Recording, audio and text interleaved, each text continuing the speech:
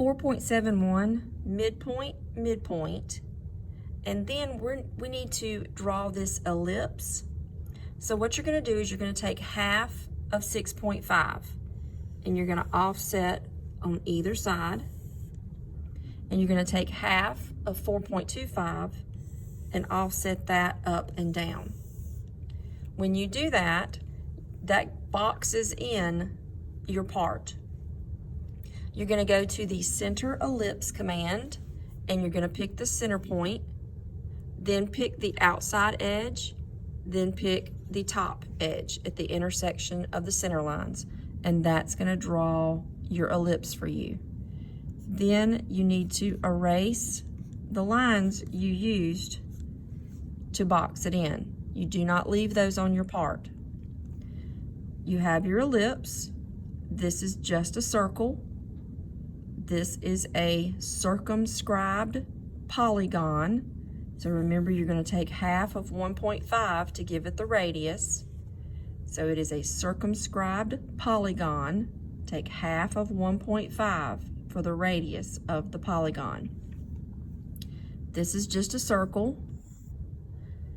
To get these curves here and here, this is just a circle.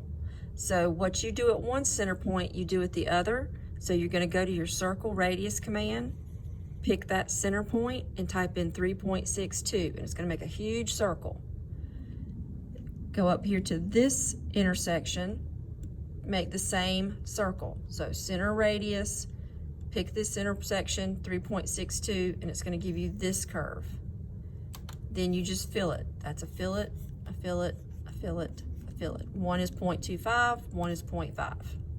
Zoom in here and here and make sure you trim away everything you need to trim away.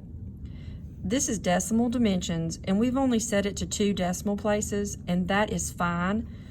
Even though some of these have 3, just leave it at 2. It will round that dimension to 0.63, and that is fine. We don't really need to adjust our dimensions for that one dimension on there. So that will be fine to do that. Make sure you save it properly. Make sure you leave your center lines. Make sure you check everywhere I told you to trim properly. Make sure you have labeled it the correct title, and make sure you save.